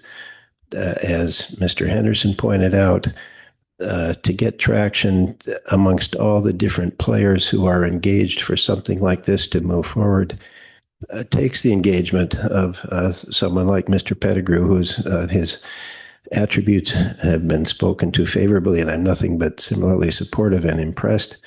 There was a question raised by a constituent during the comment period about why lobby for this as opposed to making other choices. I wanted to speak briefly to that. As a public entity, we're very limited in how we can generate revenue. And while sales tax is incredibly regressive, it's one of the few sources we have available to us that also has the benefit of bringing in money from external sources, not local property tax, but rather people coming through town, whether in trucks or vehicles, and economic expansion is within the city limits, is on the agenda or wish list, if you will, of this council in an effort to better maintain our quality of life while not costing us all more than we're already paying. So it is a priority for us, and that's part of why we're investing in this, and also because it is part of governing, which at times is hard. It requires one to look forward. Things like this don't happen overnight. It takes a forward-thinking vision, which I want to acknowledge our staff for. There's so many different pieces and overlapping circles that come into play favorably in terms of this actually, to me, making sense. There's a gravel mine there. It's adjacent to the city. It's disturbed land. We all have, if you live here, you experience the truckers and the trucking, and that you don't feel safe, and the air isn't of great quality, and so on and so forth. And again, we as a city and the region more broadly benefit from, I mean, those trucks moving over that pass is a big deal for the region. And other people, this is why I think, Mr. Pettigrew, you, in some ways, you're being gifted a pretty nice response. You know, it should be an easy sell. If you can get people to sit down and listen to you, and clearly you're good at it, because it happened to me, right? I sat down and I learned and I listened, and oh my goodness, it's really hard to push back and come up with a piece of this that doesn't fundamentally make sense on many, many different levels. So I am nothing but supportive. Thank you. Thank you. And Rob. Thank you.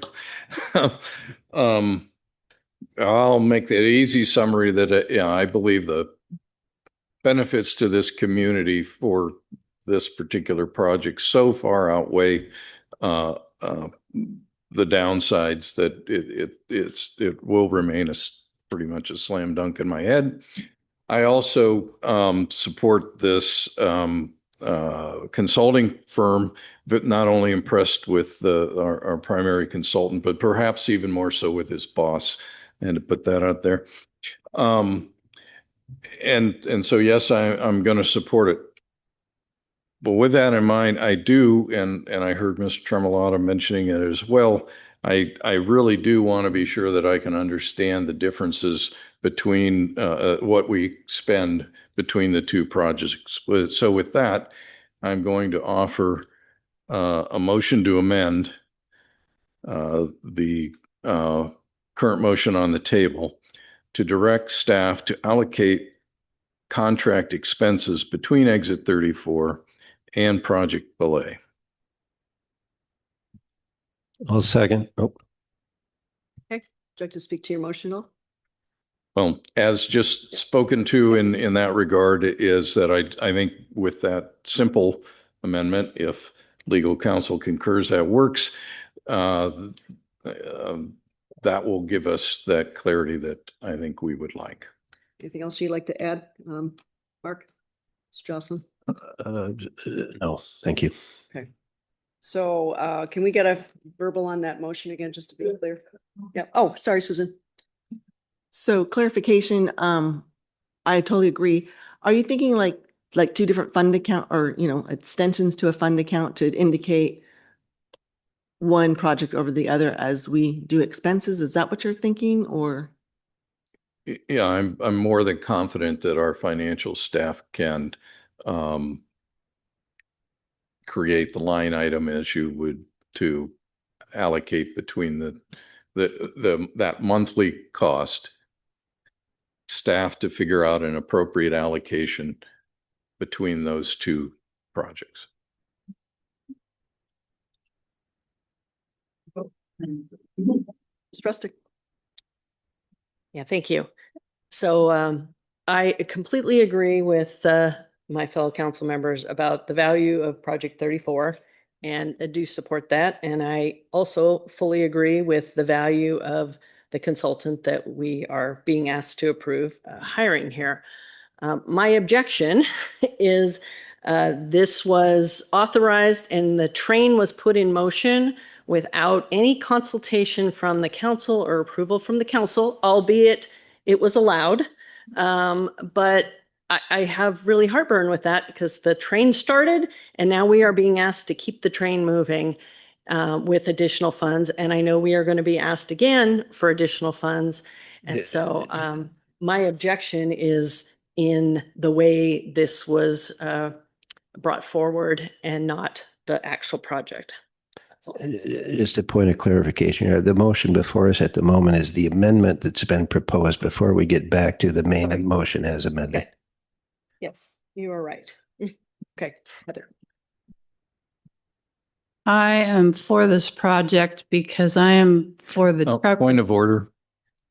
I support the council member to speak, but I think we should take a vote on the amendment. And to be clear, I'm so sorry to jump in, but I don't think we have a second on the amendment, the motion to did. amend it. Oh, Jocelyn, Jocelyn. thank you. I didn't track it. We kind of veered off. Thank you. a little My bit. apologies. No, it's okay. So motion's on the floor. Excuse me, amendment, excuse me. Motion's on the floor. Your Honor, I have a question about the amendment before we move forward. Thank you, Brendan. Go ahead. Thank you. Will staff just chime in on making the differentiation? Will that's how that will impact each other project one way or the other? Will it slow belay? Is there benefits to having them as it was before? I just need to understand a little pros and cons with the amendment. Thank you, Councilmember Elwood. No, I don't think there'll be any impact to either of the projects. We can just simply track the expenses to each one based on Eric's time. Thank you. Okay, great. Okay, so we have the amendment on the floor. Okay, ready to take the vote? All in favor? Aye. Aye. Aye. Aye. Any opposed? Okay, so we're going forward with the amended. Okay, so that passes. Now we'll go back to the motion to the floor. Should I read that original motion? Amended motion. Do we have any further comments too? Anybody want to comment? No? No further comments? I am for this project as I live off of very near exit 34, and I feel for the trucks. When the paths close, which is not infrequently, that's where they close at exit 34. And there is nowhere for them to go. And the current truck stop has nowhere for them to plug in. So a new and bigger truck stop would have the amenities where they wouldn't have to idle their trucks to stay warm. They'd have more space to stop and rest. As everybody knows, there's laws that they can't drive like more than, I believe, 8 hours. They have to stop. And it is a very needed project. As for the project Belay, it is my understanding that it would not just be recreational, but we would be using it as a training ground for our search and rescue teams that rescue people, volunteers rescue people off of our mountain hikes every single day, and this will help them with training with that. Thank you. Thank you. Anybody else? No? Okay. Right. So we are all clear on the motion, the amended motion? We voted on it. Yep. Good. And does anyone want to read that out for total clarity? Do we need to do that at all? Okay. Just to be clear. No. Okay, to go to the vote. Motion on the floor, amended. All in favor? Aye. Aye. Aye. Opposed? Nay. Okay, 1 nay, and what is that, 5? 6. Support does pass. Thank you very much. Appreciate all the effort and all the hard work. Okay, we're gonna go on to 2 other 4 and 5 coming down. Thanks for the lights. So we're moving on to what was number 4 on consent to number 11, AB 26-029. Mr. Moore is not with us tonight. He's home hill, unfortunately. Yes, I'll take any questions Okay. that Councilmember Torgensen had these pulled for these Thank you, few Amber. items, and I'll do my best. Okay, thank you so much. And I'll leave it with you, Ms. Torgerson, if you have any questions. I just really wanted to, I don't have any questions. I just wanted to make transparency to the public of what we're doing to bring it forward and share the expenses that we're doing. So that was what I thought was important because it appears that there is a $35,000 increase that the federal government is going to take care of. And then the city of North Bend, it's about $26,000 that we will be taking care of. And those were overages that we had no choice but to do. Yes, and just to clarify, and this came through TPW on both of these items that were on consent, but this one was construction began in May 2025 as the agenda bill states, and then was physically completed on December 8th of 2025. So this action does complete that project. And and delivers that service and then releases the retainage of that. So this is what this item is listed on here for. Perfect. Any other questions, clarification? So if we can take that one and then we'll move to the second one so we can approve that one, or we can approve them all together, which after we get done with the next. What do you prefer? Can we approve them all together? As a point of order, you must take them individually. Okay. Okay, this came through TPW. Ms. Colon, would you like to read the motion? Sure. Thank you. Motion to approve AB 26-029, a resolution accepting the North Bend Bridge 1135-3 and Bridge 1135-4 deck repair and overlay project as complete and authorizing release of retainage. Thank you. Second. Thank you, Rob. Seconded by Mr. McFarland. Okay, Ms. Colon, do you have any comments you'd like to make to your motion? I like new infrastructure. I think it's important. I don't want the bridge falling apart and people falling in the water, such as happened in Skagit Valley in the past. It's in my mind. And I think it's a good project. Thank you. Mr. McFarland, do you have any comments you'd like to make? Nothing to add. Okay, great. Oh, okay, Mr. Johnson. In the spirit of Councilmember Torgerson pulling this off consent such that we get to be transparent and share with the public, I just want to read briefly such that people do understand how some of this works. Bridge 1135 is the North Bend Way Bridge over the South Fork of the Snoqualmie River and was 100% federally funded at close to $2 million. That's a huge, that's a big deal. I drive over that bridge. We all drive over that bridge. And it's because of efforts of staff who work hard, are aware of these things, pay attention, that bring those sorts of external dollars into our community to make things better. Yes, the city did end up covering some overages in the tens of thousands of dollars to help cover change orders, which is still a few percentage points on the overall cost of the entire project, which was successfully completed. Thank you. So much. Anybody else? No, everybody? Okay, motion to approve AB 26-029, a resolution accepting the North Bend Bridge 1135-3 and Bridge 1135-4 deck repair and overlay project as complete and authorizing release of retainage. All in favor? Aye. Aye. Any opposed? Motion passes unanimously. Thank you, one and all. And final on our main agenda, of course, is consent agenda item number 5, move to number 12, AB 26-030. Amber, I'm looking at you again. I would love Thank to. you. So this is our resolution accepting the SCADA upgrades project is complete. As the agenda bill notes, this project began in 2023 and was completed in 2026. So this was a longstanding project. The original contract cost was $332,990. There was 3 contract amendments issued for the project, while an increased price by $32,464.05, most of which was because of sales tax and was really not included in the original contract. Approximately $1,000 of the increased cost was replaced a failed transistor that was found during construction. The final construction cost was $365,454.05. This action will accept the project as complete. The retainage, as I mentioned in the other one, cannot be released until the project has been accepted by City Council. Any clarifying questions for Ms. Amber? Anybody on council? No. Okay, this came through again, TPW, so I'm looking to you, Ms. Colon, to make the motion.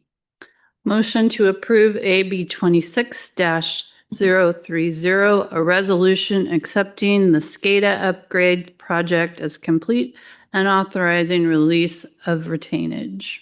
Thank you. Do I have a second? Second. Mr. McFarland, thank you again. Heather, would you like to speak to your motion? Again, I am an infrastructure girl at heart. I like it that we're updating and not kicking down the road, as some previous council members have done, and keep our stuff nice and up to date. Excellent. Mr. McFarland, do you have anything you'd like to? Nothing to add.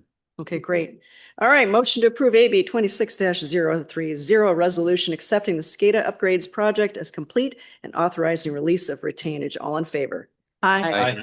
Any opposed? Motion passes unanimously. Thank you, one and all. Mayor, council, and administrator concerns and initiatives. Let's start with you, Brendan, online. I know you're in Michigan, so it's 3 hours later. Yeah, our we're apologies. approaching tomorrow. We're about 20 minutes away from tomorrow here. So thank you for that, Your Honor.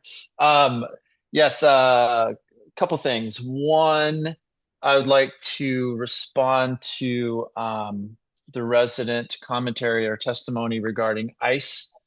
We had a discussion today in our Public Health and Safety Committee meeting where our new chief essentially reiterated the King County Sheriff's position on ICE, and there is no voluntary action where we will be supporting them. It's on the King County website. It's well documented. There's funds bringing Washington back to work. There's funds and there's contractual obligations and legislation that prohibits us from actually being proactive with ICE, for example.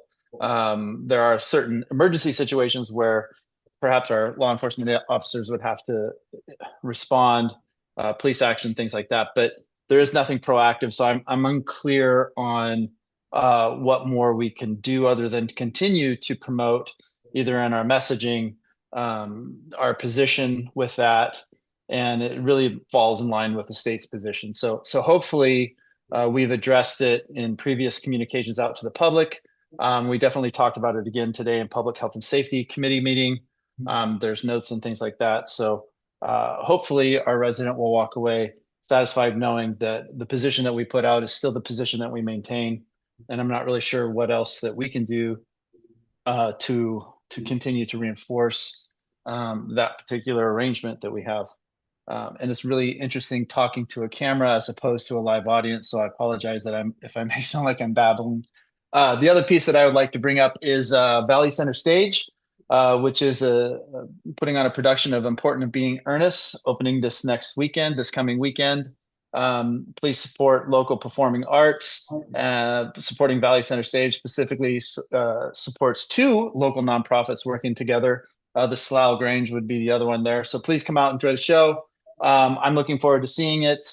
I've heard a lot of great feedback about the rehearsals and seen some pictures. So if you need to ease your brain from life's stresses and pressures, please come enjoy some local live performance theater at Valley Center Stage at Slough Grange on Stilton, just down the street from City Hall. Thank you, Your Honor. Thank you so much, Ms. Torgerson. Thank you, Your Honor. Well, first of all, there was this kind of basketball tournament recently, and go Wolverines, they won. Yes, my husband's father went to that school, so we always root for them. So yay. Secondly, I appreciate the community coming out and speaking about the battery storage system. I think their concerns are valid. I think we do need to do more research, and it's very disconcerting because we are on a water aquifer, and if it gets contaminated, we have no place to go get our water. So that's not good. Flint, Michigan, remember Aaron Brockovich, Hinckley, California. I mean, it's a serious problem. And so I really appreciate everybody expressing their concerns, because the more people talk about it, the more people are going to talk about it. So I think that's awesome. Another concern I have is, we talked about it a little bit earlier today, is there's been some situations where we have contracts and they've expired, and then they come to us, the city comes to us regarding that. So I think it's a real problem, because we lose our negotiating position when the contract's already expired and now we're trying to renegotiate with whoever the vendor is, that kind of thing. So I'm proposing a policy where the administration maintains a master list of every signed contract with its expiration date. The council would need like a 6 months heads up to ensure that we're staying proactive and we can protect our interests in whatever the contract is. And instead of right now, we're just reacting, it seems like, in a lot of situations. The main goal is to make sure that we never end up in a situation where a contract is expired and then we're trying to negotiate after the fact. So it's really about staying proactive and keeping our oversight clean. And, that's also, I talked about the procurement policy earlier, how when we do have rules where the mayor has the opportunity to spend up to $25,000.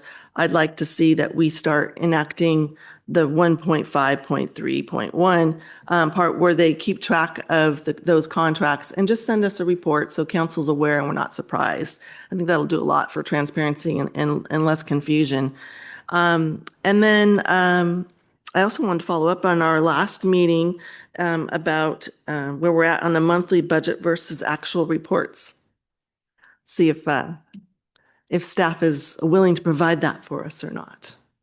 And that's about it. Thank you. Ms. Colon. I would like to say congratulations to our new Chief Hall. We're very excited for this transition. We think it's going to be great. The police vehicle looks great. He's already interacting with our community. It's amazing. But I would like to notice as the weather gets nicer, those electric scooters and electric bikes are out and about.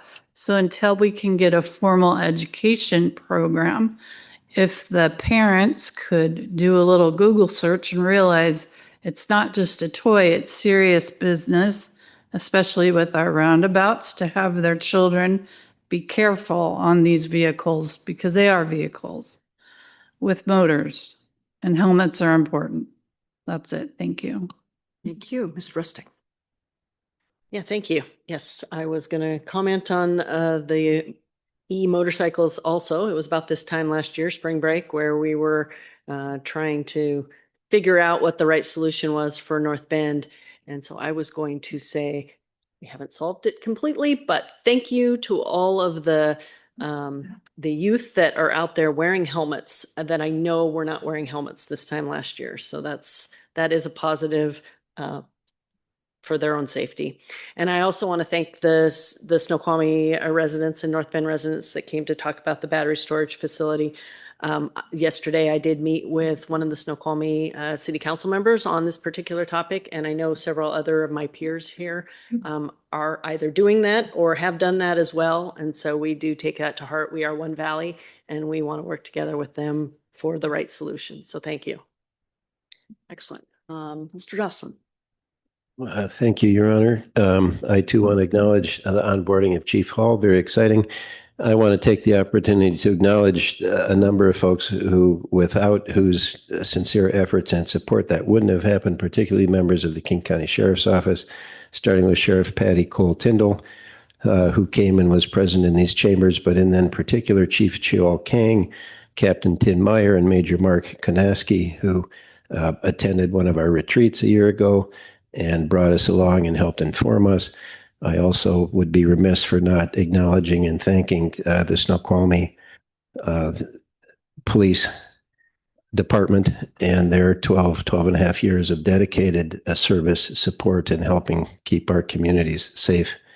And Chief Horsey in particular. It is a bit odd to not see him at the back of the room where he's always been since I've been, for the past few years that I've been on council.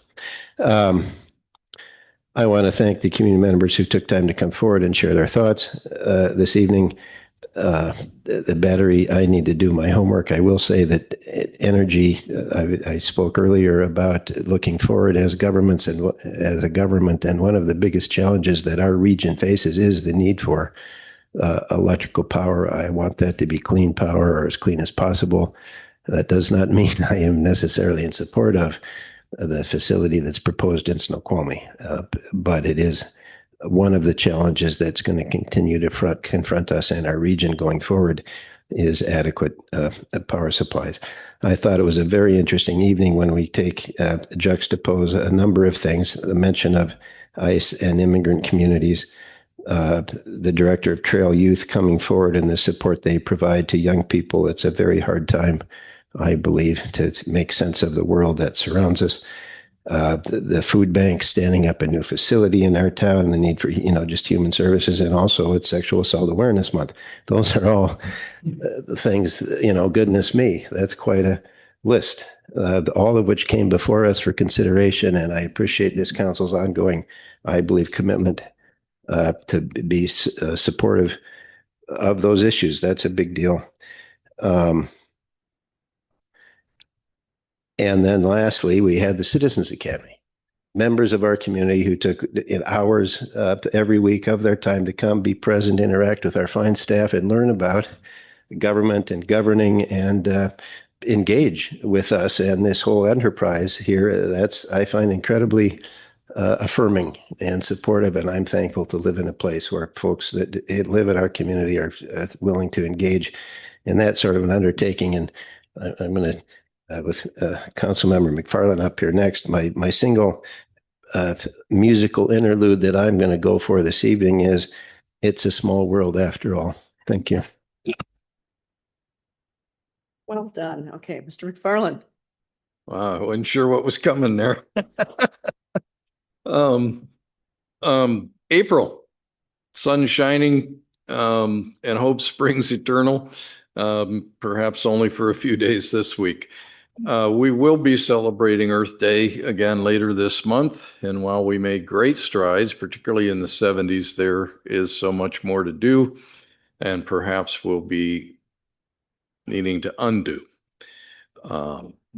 Nonetheless, I'm thankful for our town and those who in this town who lean in.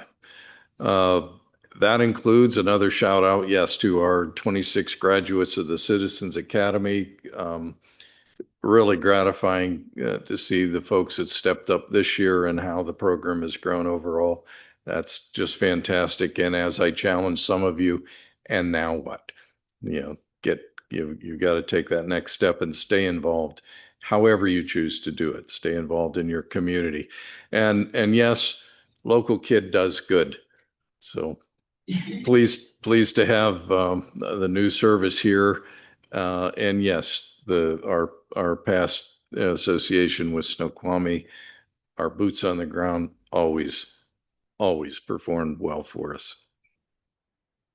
So my interlude is, although written in 1991, which is way newer than what I mostly share with you, my share tonight's really about April 4th, 1968. So I still pulled it back. And the hope that endures. James Taylor wrote, "Shed a Little Light," in 1991. And although my favorite version's actually by Amy Mann, I thought she sang it better than James, and that's hard to do. So the lines, "Oh, let us turn our thoughts today to Martin Luther King and recognize that there are ties between us. Shed a little light, O Lord, so that we can see." Thank you. Thank you, Mr. Mayor Pro Tem. I have a few more things than I typically do. So first and foremost, welcome Chief Hall. I think tonight is a fairly big night for council, for all of us that worked on so many months and those many hours in that chamber figuring out what in the darn were we going to do. But I think the early signs, both from the community and from the King County Sheriff, are tremendous. I think we couldn't be more proud for the hard work that we did together, and the future has started. And I think that's something that should be underscored both for staff, but also for council and the mayor, that this was not an easy decision. And I'm just really proud about the way we went about it. I think we did it the right way, and everyone's excited for the new chapter here. Additionally, I want to appreciate the public for bringing forth concerns on the Best Battery project. I'd like actually council to explore due diligence on not only the BEST project, but also its potential impacts on North Bend. I think those were points well taken. Secondly, as we continue to navigate our land use planning, I'd like council to additionally take into note Chair Teal's comments on considering annexation throughout the greater North Bend area to maintain local control about the future land uses both in and around our city. And as I have been, I'd like to shine some light on mental health. Nearly 7% of American adults have a major depressive episode every year. That's around 16 million people. That is enough to fill every Major League Baseball and football stadium in the United States 4.5 times over. Check in with your friends and family. Mental health matters, and don't let the hard days win. Thank you, Ms. Amber. Thank you. I will say 1991 was still junior high for me, Councilmember McFarland, but I mean, I would just leave you with that. Thank you for that. You're welcome. You're welcome. Remember, you would have been fun to babysit, by the way. I'm sure of that. Thank you to the community for coming out. I will mention, Councilmember Elwood brought this up about ICE. I think the messaging from Snoqualmie was about city staff. We don't share anything personally out. If someone were to come in and ask for utilities, whoever they are, and they're not the account holder, we would not give that information, whether they were an officer or not. There's certain protocols that you need to go through to get personal information.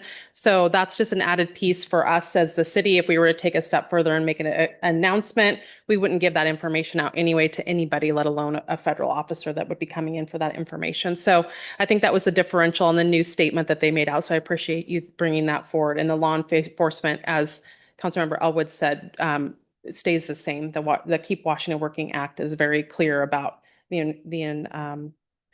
the agreement that they have with that. So I will add that for that statement. So thank you for bringing that forward.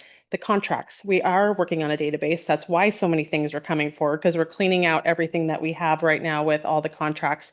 We have two folks that keep we have an eagle eye here that keeps a very good eye on many things that we have, but we're making sure that all those things connect. And with the Clark Newberg grants process that you guys all approved, thank you so much for that a couple weeks ago, that helps us dovetail that into our contracts so that you'll see all that start to come to fruition where we're kind of dovetailing that all in. And if you give me one moment to have Elaine speak to the A and B reports, Councilmember Torkinson, just so we can wrap that up so that we can have that answer, I would greatly appreciate if she would do that. Thank you, Elaine. Happy to. Thank you, Councilmember Torgerson, for the great suggestion about a month ago. Our finance team, especially our senior financial analyst, is putting together a budget versus actuals report that is combined with a report that you already see. So not yet another report, but an expanded report that gives you a little more information that might be helpful. All right? You're welcome. Great. Okay. Once again, Police Chief Hall, welcome. Well, he invites you, residents, to join him in the community conversation about local public safety and the city's new police department. Please stop by for 2 opportunities to connect this Friday, April 10th at Heartwood Cafe from 9 to 10 or Volition Brewing from 5 to 6. Additional meetups are scheduled. If you are unable to attend, please check the city's calendar on your website, our website. The U.S. Small Business Administration has opened a disaster loan outreach center at the Chamber's North Bend location, located at 128 West 2nd Street. The outreach center is open weekdays in April from 10 a.m. to 6 p.m. to help businesses, nonprofit organizations, and residents affected by severe storms in the Snoqualmie Valley between December 5th and December 22nd. Excuse me. The yard waste recycling program will start Saturday, April 18th from 8 a.m. to noon at Public Works. The program is open on select Saturdays through October and is available to all who reside in the 98045 zip code area. In honor of Earth Day, thank you, Rob. The city invites community members to join us for North Bend Beautification Day on April 22nd. More information about the event is available by visiting the community calendar on the city website. And like everybody else tonight, we really thank our community for speaking to your needs and coming forward to talk to us about just about anything. We will listen to you as best we can. And Citizen Academy graduates, you're wonderful. I wish you all the best. Thank you for supporting and wanting to get to know us. We want to get to know you too. And of course, George, thank you for coming. He was the last year's Academy graduate, one of them at least. And thank you to all our hardworking staff. You're amazing people. Day in and day out, I'm always impressed by you. So thank you for all your efforts. I appreciate you all. Have a great night, everybody, and a great week. Call for adjournment. Can I have a second? Second. Okay, all in favor? Aye. We are adjourned.